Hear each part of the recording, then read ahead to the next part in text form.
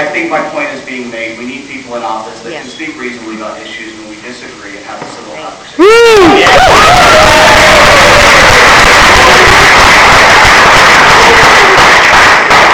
Okay, so let's move on to the next question. Local state Senate campaigns have seen unprecedented inflow of outside special interest cash. How can the residents of District 22 be sure that they will be a high priority as opposed to those outside donors, depending on the winner of this race? So in terms of outside special interest cash flow. One of the things I found most ironic about this race, is that I have been accused of being beholden to special interests, to having big money behind me. Anybody that's from this district, it's not real hard to tell who has the big money behind them, who is spending millions of dollars, who has the special interests influencing their election. I am running a grassroots campaign focused on the issues while I am being attacked left and right by both Wirch's campaign and by the special interests. I find the amount of money spent on these recall elections just mind-boggling, and the majority of it, especially in this district, the vast majority of it has been spent by the unions and the big labor special interests, and that's just the fact.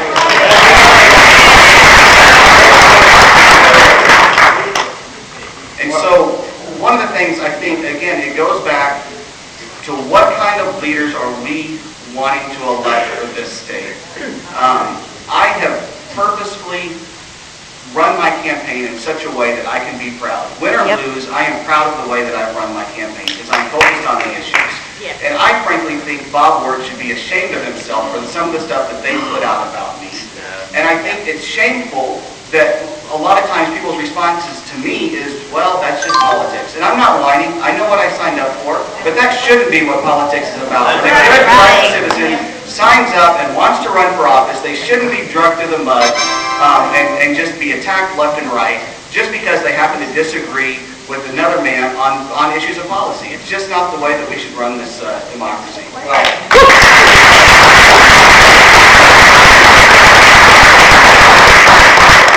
My opponent went to law school. Apparently he missed the part about free speech. And there were a lot of Supreme Court decisions out there. Free speech, making a point out there. And I think, quite frankly, my opponent, who's an attorney, should sue the Republican Party for non-support because they brought plenty of money in for Alberta Darling. They brought plenty of money in for Sheila Hartsdorf. I think they looked at his campaign and decided to spend their money elsewhere. That's what happened. That's right.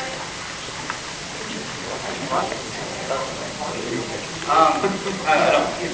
No, I think you use your 30 seconds. No, little. Okay. I always have something to add. It's right here. Right here. It's on the computer. Always respond. He should have responded. He never. Okay, you can't hear me? Is that better?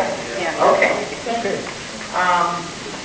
Throughout the recent elections, there has been a recurring theme of class warfare. Is this rhetoric justified? And does it really help move our economy forward? That's right. Okay, Bob. Thank you, Mr. Wirch. Yes, well, I'm an investor, and one of my heroes is Warren Buffett. I've read a lot of books about Warren Buffett, and I think he has the best quote down there. Warren Buffett says, yes, there is class warfare, and my class is winning. In other words, the millionaires and billionaires out there. And that's what's really happening. I think in this budget, he doesn't talk about it. They raised taxes on senior citizens and the working poor by $70 million and gave tax breaks to corporations and the wealthy. He endorsed that budget. I think that's shameful. Now, how did they do that? Homestead. We increased Homestead to help seniors stay in their homes if they can't pay their property taxes. The Republicans cut back on that money. That's a tax increase on senior citizens. They fought senior care until we came in with 15,000 signatures and finally embarrassed them enough they had to back off. They wanted to change senior care. Earned income tax credit for the working poor. They cut that money. So That's a $70 million tax increase on the working poor and seniors in the state, and that was done by the Republican Party. So that's class warfare on the seniors Jonathan should and on be the working better. poor in the Be state. better. The class warfare coming out of the left right now is just unbelievable. I think it's a real problem. Again, I am running on a platform that I want to cut taxes across the board. The reason I want to cut taxes across the board is because I think that's what makes Wisconsin competitive.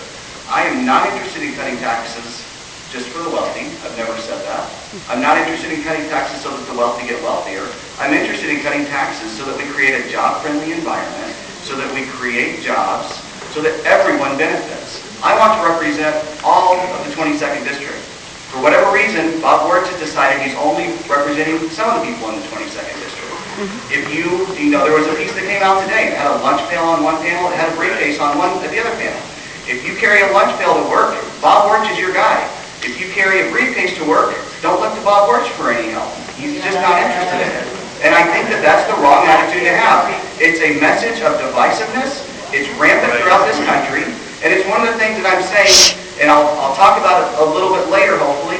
But one of the messages is, if you're tired of this class warfare, if you're tired of this rhetoric, if you want leaders that are going to represent all of us, bring us together and realize that we're all in this economy together. We need to have policies that benefit everybody, not just certain segments of society. And you don't vote for people like Bob Wirch that are just pumping this extreme class warfare into every mailer that goes out. And you've all seen them, and you all know what I'm talking about.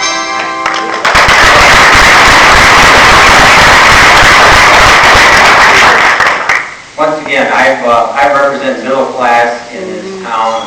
I've pushed tax breaks for, one of the tax breaks we put through is, I think, very important. We took the state taxes off Social Security. We helped seniors out there, and just barely making it.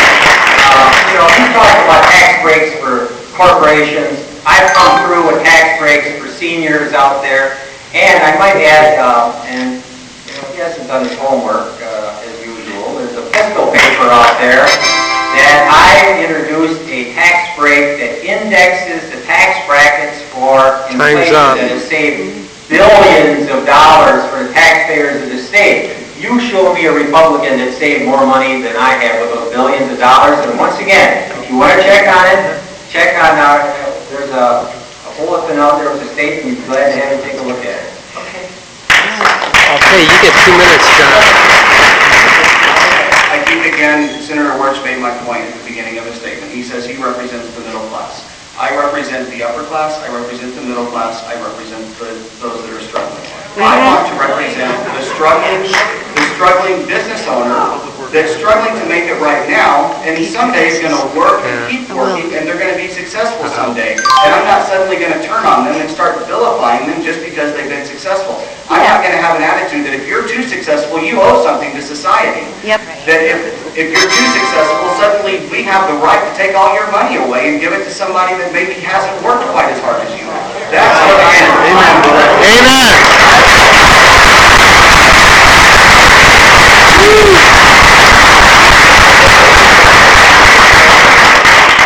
I was chair of a small business committee. We passed lots of legislation to help small business. Small business is our future. Wait, can he talk again? And it helps that is business that's going to grow in our area. He's done. He already had his 50 seconds. Okay, fair. Okay, what do you think about Governor Walker's redrawing state political boundaries, which alter the Kenosha area's map? Yeah. Well, I've maintained throughout this recall process that I'm going to focus on things that I have control over, and I'm not going to worry about the things that I don't control. There's been a lot of things with legal challenges, election dates getting delayed, and so forth that I just simply can't control, and the redistricting is one of them. Now, obviously, am I excited about the fact that both of us are redrawn out of the district? No, it wouldn't be my first preference, but I don't have anything to do with that right now, and I don't have any kind of voice to be able to voice my opinion, so I can't worry about that, and I think that there's a good chance that things still change with various challenges